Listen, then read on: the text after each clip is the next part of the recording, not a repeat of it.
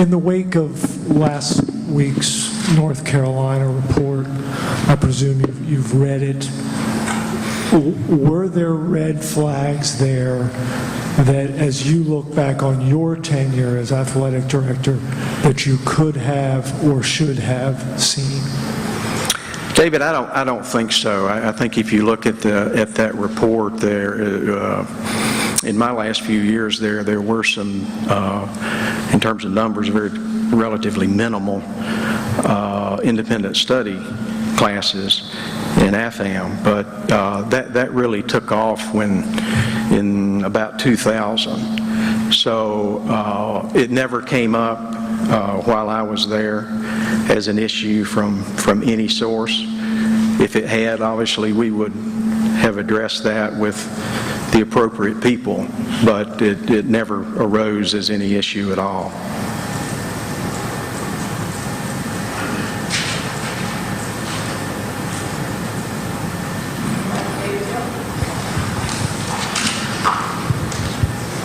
While you were the athletic director there, you created separation between academic support and the athletic department.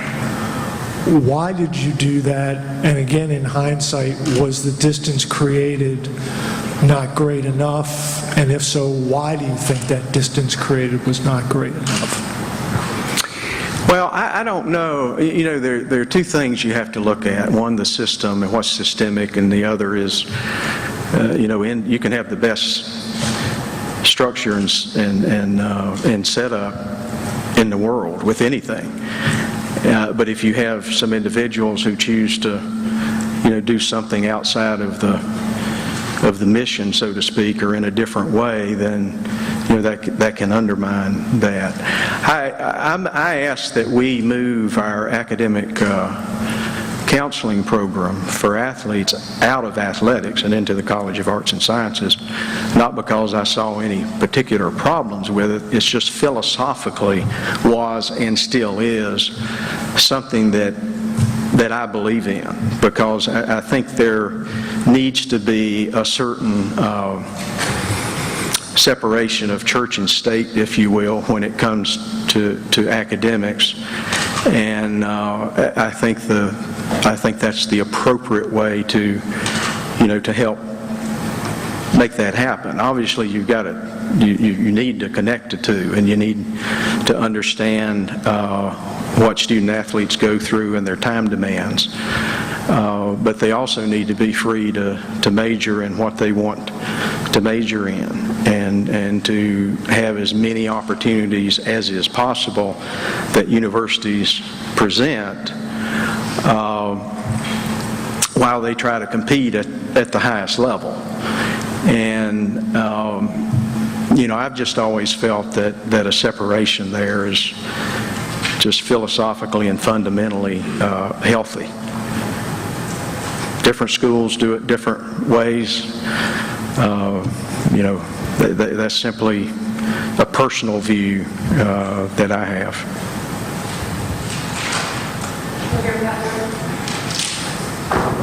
John, will the ACC have a representative at the Committee on Infractions meeting with Syracuse this week? We will. And any concerns just overall with that investigation, wrapping up with the North Carolina investigation underway, for the overall reputation of the conference?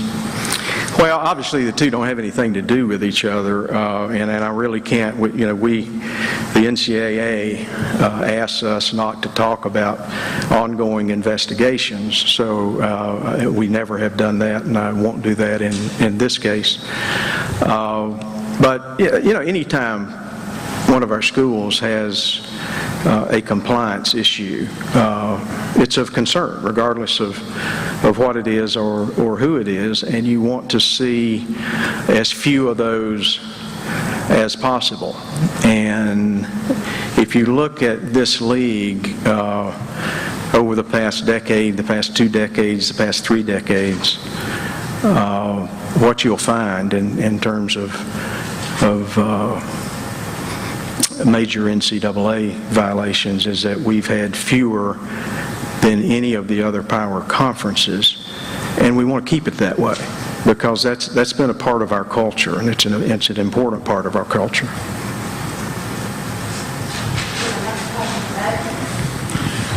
John, with the Carolina stuff and Syracuse and the Miami football thing, and I mean, is there a concern that the league's academic athletic model is somehow being eroded, and is there any response from the league to that? Is there anything the league can do? Well, I don't think it's being eroded. I think, you know, obviously there are a few issues now. There was a previous issue. You know, you mentioned the three, and that's not something you want.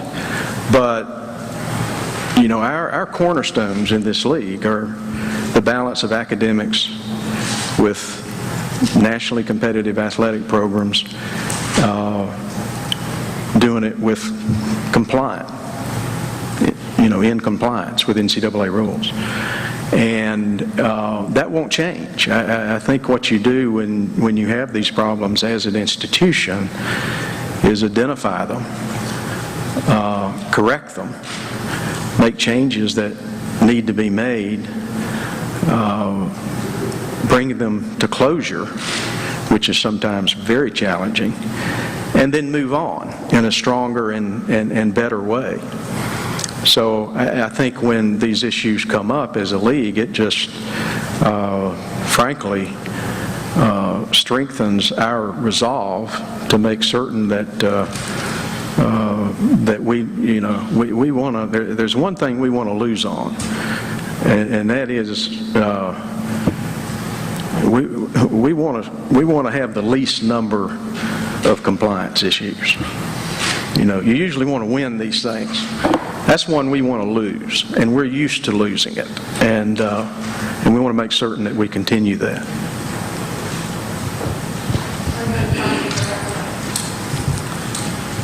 How big a concern is it for the league that there may be further and more substantial sanctions placed on UNC because of the Weinstein report, and including the potential for banners coming down? I really can't comment on that at this point in time, because that's a hypothetical right now. We'll just, you know, obviously you don't want any of your programs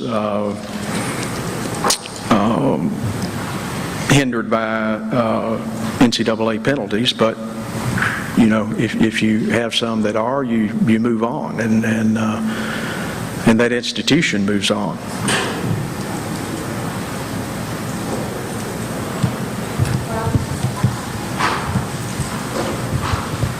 John, Mark Emmert has talked about how that you found that UNC report disturbing and troubling and shocking. I'm not getting any kind of sense of what your personal reaction was as the commissioner of this conference.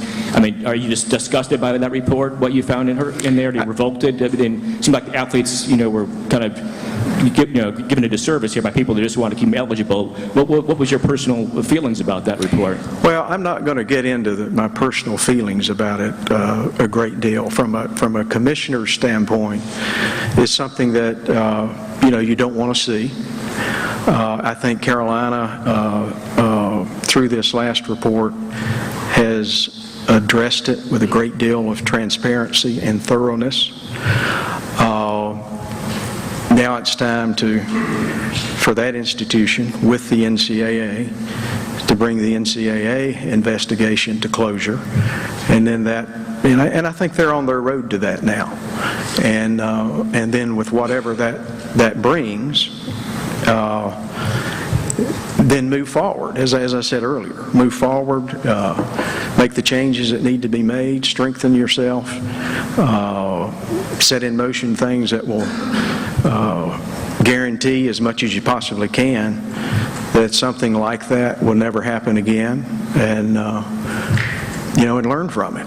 And one of the things about being in a conference, and I think particularly this one, is when there are issues. Unfortunately, we hadn't had a lot of them, so anytime we have a cluster of them, it seems like a lot of them.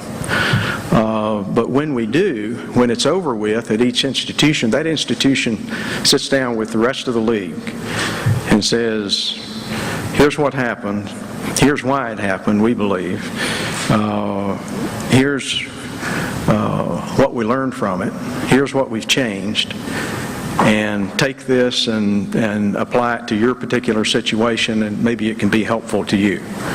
We do that every time there's an NCAA problem of any significance. And, that's part of being a conference. And it's something that I think is a positive part of our culture. You're not disturbed or mad or... I'm not going to put, I don't like it, but I'm not going to stand up here and start throwing adjectives out. I don't think that serves any purpose. What I want to see now is, bring it to culmination, improve what needs to be improved, and let's move forward in a more positive way. Vash Tyhert, CarolinaBlitz.com. This is a turbulent time, not only for the ACC, but college sports as a whole, with questions about whether athletes should get paid. What do you feel about cost of living stipends for athletes? Well, first of all, I do not think athletes should be paid.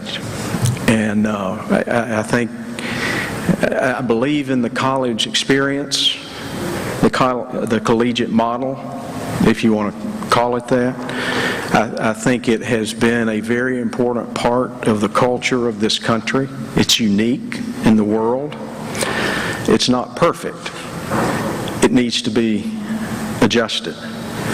And I think we have an opportunity now to, bring some...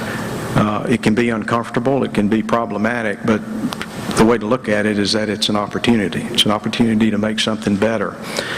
I think if you're going to go to college and play sports, you should be a student. As simple as that sounds. But I also understand that the scholarship has not really been adjusted since the early 1970s. So that needs to happen. With some of the litigation that's going on right now, we don't have by we, I'm talking about conference to conference, institution to institution, we can't collectively converse about some things that we are used to being able to converse about. And I think what we will have, I'd be shocked if we don't end up with full cost of attendance as the definition of the scholarship, and I think that'll happen in January. I think you'll see right now, a lot of people don't understand this, but four-year scholarships are, our institutions can do that now if they choose to do so. But I think you'll see more and more of that. I think you'll see a commitment to the continuation of scholarships beyond eligibility, so that student athletes have the opportunity to come back and get their degree, or possibly even get their degree at another institution. A lot of our schools feel that that should be a part of it as well. I think we'll see more freedom in terms of insurance, loss of value insurance, as well as medical insurance. I think all of those things are coming, and I think they'll be very beneficial to our athletes. But I think we've got a model that's fundamental to this country's culture that I'd hate to see us lose. And when you start making players at our institutions employees, just about every poll that I've seen taken from the public is that that's not what people want to see. And the reason I went into this profession was because of my belief in the marriage, if you will, of academics and athletics, and how special that can be when it's done correctly. When it's not done correctly, it can be ugly. But when it's done correctly, it can be a beautiful thing in my mind. And I think we don't want to end up taking opportunities away from Olympic sport athletes that are currently there. So I think we have to be careful with that.